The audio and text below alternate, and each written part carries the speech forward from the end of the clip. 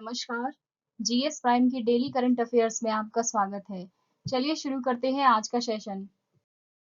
आज के सेशन का पहला प्रश्न है, चीन, पाकिस्तान, मंगोलिया और थाईलैंड का साझा भाग्य 2021 अभ्यास कहाँ आयोजित किया जाएगा? इसके ऑप्शंस हैं चाइना, इंडिया, पाकिस्तान या फिर मंगोलिया। इसका सही जवाब है ऑप्शन ए, चाइना। चीन, पाकिस्तान, मंगोलिया और थाईलैंड देश के सशस्त्र बल साझा भाग्य 2021 यानी शेयर डेस्टिनी 2021 नामक एक बहुराष्ट्रीय शांति अभ्यास में भाग लेंगे।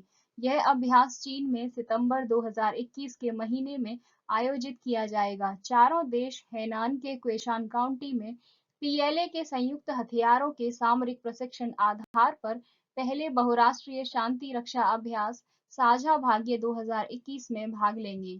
सभी चार देश अभ्यास में भाग लेने के लिए 1000 से अधिक सैनिकों को भेजेंगे, जिसमें पैदल सेना, तेज प्रतिक्रिया, सुरक्षा, हेलीकॉप्टर, इंजीनियरिंग, परिवहन और चिकित्सा सेवाओं की इकाइयां शामिल होंगी। अभ्यास का परिदृश्य बहुराष्ट्रीय शांति सेना बलों का संयुक्त अभियान है और अभ्यास अंतर्राष्ट्रीय, पेशेवर और यथार्थवादी युद्ध मानकों के अनुसार निर्धारित वास्तविक युद्ध क्षेत्र के माहौल में आयोजित किया जाएगा।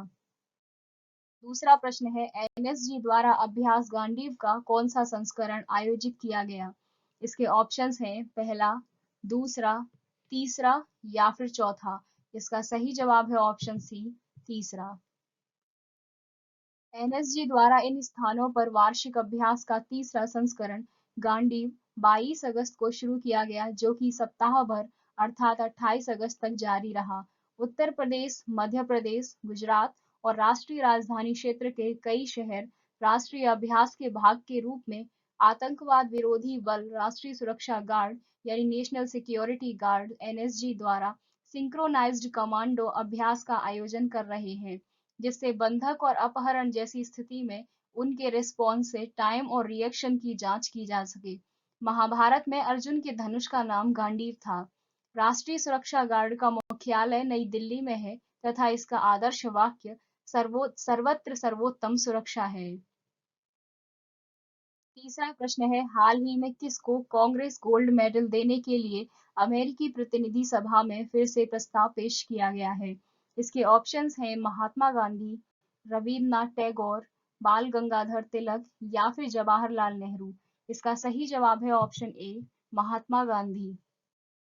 न्यूयॉर्क के एक प्रभावशाली अमेरिकी सांसद ने महात्मा गांधी को उनकी शांति और अहिंसा यानी पीस एंड नॉन वायलेंस को बढ़ावा देने के लिए मरणोपरांत प्रतिष्ठित कांग्रेस के स्वर्ण पदक कांग्रेशनल गोल्ड मेडल से सम्मानित करने के लिए अमेरिकी प्रतिनिधि सभा में एक प्रस्ताव फिर से पेश किया। कांग्रेशनल गोल्ड मेडल संयुक्त राज्य में सर्वोच्च नागरिक पुरस्कार है।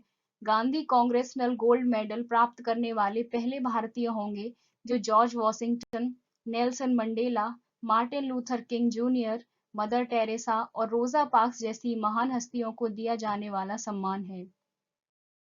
चौथा प्रश्न है, हाल ही में किसे नेशनल यूथ अवार्ड से सम्मानित किया गया है?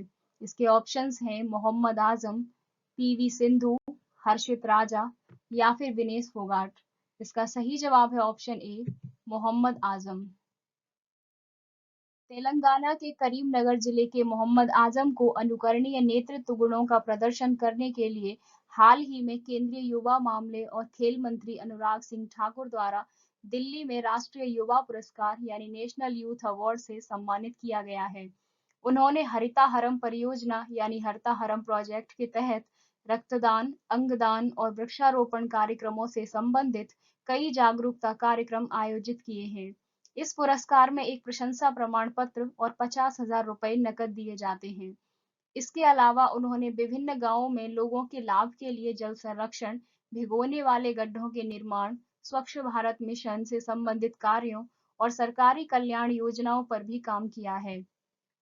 उन्होंने भारत के तत्कालीन राष्ट्रपति प्रणब मुखर्जी से इंदिरा गांधी एनएसएस पुरस्कार प्राप्त किया।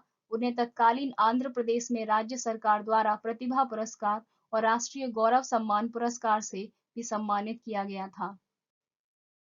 पांचवा प्रश्न है, हाल ही में भारत का कौन सा शहर सबसे ज्यादा पॉल्यूटेड सिटी नामित किया गया है?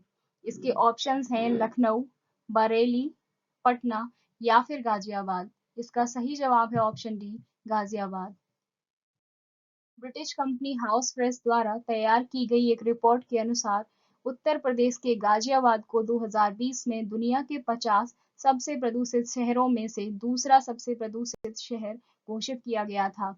गाजियाबाद में 2.5 पार्टिकुलेट मैटर यानी पीएम का औसत वायु गुणवत्ता सूचकांक यानी air quality index AQI 106.6 microgram प्रति घन मीटर दर्ज किया गया। दुनिया भर के 50 सबसे प्रदूषित शहरों में से 49 में बांग्लादेश, चीन, भारत और पाकिस्तान का योगदान है। रिपोर्ट के अनुसार 2020 में बांग्लादेश दुनिया भर में सबसे प्रदूषित देश था। इसके बाद पाकिस्तान, भारत और मंगोलिया का स्थान है। इस बीच ऑस्ट्रेलिया में जूडबरी ने सबसे स्वच्छ हवा वाले शहरों की सूची में 2.4 माइक्रोग्राम प्रति घन मीटर के पीएम 2.5 स्तर के साथ शीर्ष स्थान हासिल किया। अमेरिका के हवाई में कैलुआ-कोना और फिनलैंड में मुओनियो क्रमशः 2.6 माइक्रोग्राम पर मीटर क्यूब और 2.8 माइक्रोग्राम पर मीटर क्यूब के पीएम 2.5 सांद्रता के साथ स्वच्छ हवा के साथ 2020 के अगले शीर्ष शहर थे। छठवां प्रश्न है, उत्तर प्रदेश ने कहाँ आतंक निरोधी दस्ते के लिए प्रशिक्षण केंद्र स्थापित करने का निर्णय लिया है? इसके ऑप्शंस हैं सहारनपुर, बरेली, मेरठ या फिर कानपुर। इसका सही जवाब है ऑप्शन ए, सहारनपुर। उत्तर प्रदेश सरकार ने सहारनपुर के देवबंद में आतंकवाद निरोधी दस्ते यानी anti terrorist squad ATS commando के लिए एक प्रशिक्षण केंद्र स्थापित करने का निर्णय लिया है। सूत्रों के मुताबिक सरकार पहले ही देवबंद में ATS प्रशिक्षण केंद्र स्थापित करने के लिए 2000 वर्ग मीटर से अधिक भूमि आवंटित कर चुकी है। देवबंद उत्तरांचल और हरियाणा सीमा पर है और यह राज्य के पश्चिमी हिस्सों में अपनी गहराई, उपस्थिति और संचालन दक्षता बढ़ाने में हमारी मदद करने के लिए एक महत्वपूर्ण स्थान है। यूपी की राजधानी लखनऊ है तथा राज्यपाल आनंदीबेन पटेल है और यूपी के मुख्यमंत्री योगी आदित्यनाथ हैं। सातवां प्रश्न है, हाल ही में जियो मैमी फिल्म फेस्टिवल का अध्यक्ष किसे चुना गया है? इसके ऑप्शंस हैं दीपिका पादुकोण, प्रियंका चोपड़ा जोनास, श्रद्धा कपूर या फिर करीना कपूर। इसका सही जवाब है option B, Priyanka Chopra Jonas. Deepika Padukone के पद से हटने के लगभग 4 महीने बाद अभिनेता निर्माता प्रियंका चोपड़ा जोनास को जियो मैमी फिल्म फेस्टिवल के अध्यक्ष के रूप में घोषित किया गया था। Mumbai academy of moving image यानी मैमी ने आने वाले वर्ष संस्करण और नेतृत्व में बदलाव के लिए अपनी योजनाओं का अनावरण किया। प्रियंका को मैमी के न्यासी बोर्ड द्वारा सर्वसम्मति से नामित किया गया था, जिसमें नीता एम अंबानी सह अध्यक्ष, अनुपमा चोपड़ा त्योहार निदेशक, अजय बिजली, आनंद जी महिंद्रा, फरहान अख्तर, ईसा अंबानी, कबीर खान, कौस्तुभ धवसे, किरण राव, राणा दग्गुबत्ती, रितेश देशमुख, रोहन सिप्पी, सिद्धार्थ रॉय कपूर, विक्रमादित्य मोटवानी, विशाल भारद्वाज और जोया अख्तर शामिल हैं। आठवां प्रश्न है, हाल ही में किसके द्वारा गति शक्ति योजना चलाई गई है? इसके ऑप्शंस हैं prime minister, defence minister, home minister या फिर फाइनेंस मिनिस्टर। इसका सही जवाब है ऑप्शन ए, प्राइम मिनिस्टर। प्रधानमंत्री नरेंद्र मोदी ने 75वें स्वतंत्रता दिवस पर लाल किले से देश को संबोधित करते हुए 100 लाख करोड़ रुपए की प्रधानमंत्री गति शक्ति योजना की घोषणा की है। प्रधानमंत्री गति शक्ति योजना का उद्देश्य बुनियादी ढांचे के विकास में समग्र और एकीकृत दृष्टिकोण अपनाना और देश के युवाओं के लिए रोजगार के अवसर पैदा करना है। सरकार जल्द ही इस योजना के लिए मास्टर प्लान की घोषणा करेगी, जिससे उद्योगों की उत्पादकता को बढ़ावा देने और देश के आर्थिक विकास यानी इकोनॉमिक ग्रोथ को बढ़ावा देने के अलावा सैकड़ों हजारों युवाओं के लिए रोजगार के अवसर पैदा होंगे। चलिए जानते हैं इस योजना के बारे में। गति शक्ति हमारे देश के लिए एक राष्ट्रीय बुनियादी ढांचा मास्टर प्लान होगा, जो समग्र बुनियादी ढांचे की नींव रखेगा और हमारी अर्थव्यवस्था के लिए एक एकीकृत और समग्र मार्ग का नेतृत्व करेगा।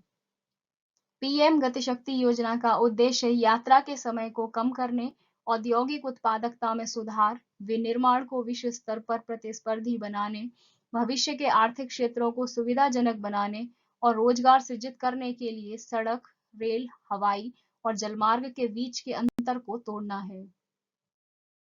9वां प्रश्न है, केंद्रीय सामाजिक न्याय और अधिकारिता मंत्री द्वारा ऑपरेशन ब्लू फ्रीडम को कहां से हरी झंडी दिखाई गई? इसके ऑप्शंस हैं न्यू दिल्ली, गाजियाबाद, गुड़गांव या फिर नोएडा। इसका सही जवाब है option A, new Delhi.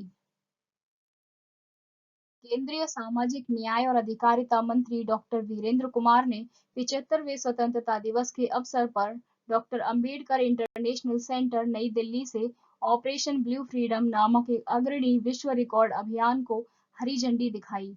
Operation blue freedom अभियान में सियाचिन ग्लेशियर तक पहुंचने के लिए देश भर से विकलांग लोगों की एक टीम शामिल है, जो दुनिया के सबसे ऊंचे युद्ध क्षेत्र में पहुंचने वाले विकलांग लोगों की सबसे बड़ी टीम के लिए एक नया विश्व रिकॉर्ड बनाने के लिए है। विकलांग लोगों की टीम को सशस्त्र बलों के दिग्गजों की एक टीम टीम क्लॉ द्वारा प्रशिक्षित किया गया था। अभियान कुमार पोस्ट सियाचिन ग्लेशियर तक चलाया गया। यह कार्यक्रम डॉक्टर अंबेडकर इंटरनेशनल सेंटर द्वारा आयोजित किया गया था, जो एक प्रमुख स्वायत्त अनुसंधान निकाय है, जो हाशिए के समुदायों को सशक्त बनाने और समाज में सामाजिक आर्थिक परिवर्तन लाने के लिए अनुसंधान और नीति फीड प्रदान करने के लिए अनिवार्य है।